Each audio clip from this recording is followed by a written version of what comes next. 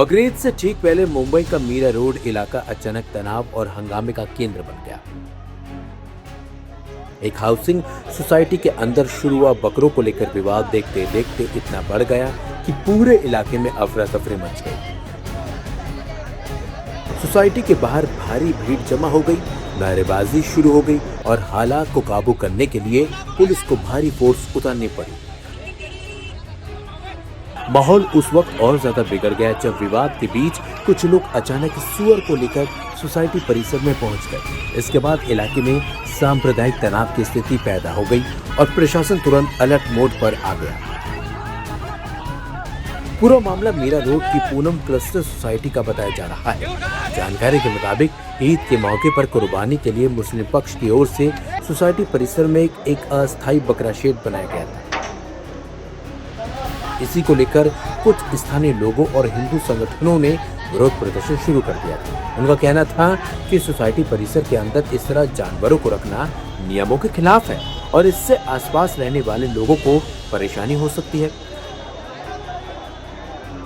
विरोध बढ़ने के बाद इस मामले की शिकायत नगर निगम से की गई। शिकायत मिलने के बाद सोमवार को नगर निगम की टीम मौके पर पहुंची और बकरा शेड हटवा दिया गया, लेकिन आरोप है कि कुछ समय बाद फिर उसी स्थान पर बकरों को रखने की तैयारी शुरू कर दी गई थी।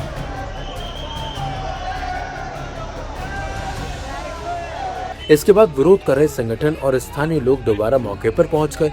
देखते ही देखते दोनों पक्ष आमने सामने आ गए और बहस शुरू हो गई।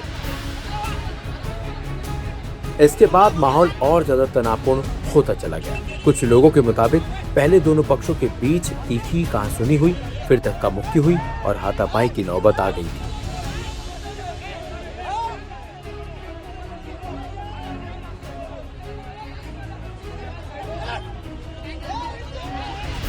इसी दौरान कुछ लोग अचानक एक सुअर लेकर सोसाइटी परिसर के पास पहुंच गए, जिससे मामला और ज्यादा भड़क गया।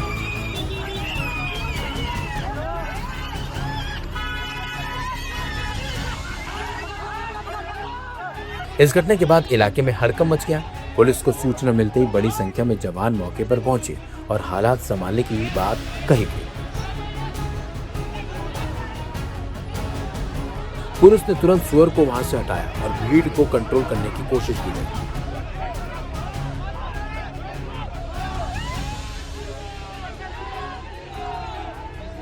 स्थिति की गंभीरता को देखते हुए पूरे इलाके में अतिरिक्त पुलिस बल तैनात कर दिया गया है। पुलिस अधिकारियों ने दोनों पक्षों से बातचीत की और लोगों से शांति बनाए रखने की अपील की।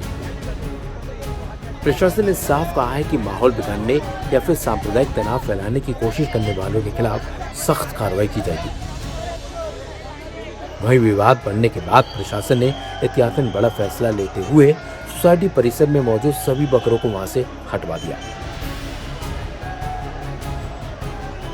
ट्रकों की मदद से बकरों को दूसरे स्थान पर ले जाया गया ताकि किसी तरह का नया विवाद खड़ा ना हो।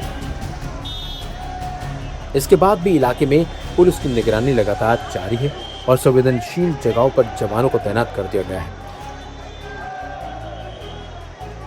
बकरीद से पहले मीरा रोड में हुआ ये बवाल अब पूरे इलाके में चर्चा का विषय बना हुआ है। फिलहाल पुलिस मामले की जांच में जुटी हुई है और यह पता लगाने की कोशिश हो रही है कि विवाद को बढ़ाने में किन किन लोगों का हाथ रहा है। प्रशासन लगातार लोगों से शांति बनाए रखने की और अफवाहों से दूर रहने की अपील भी कर रहा है।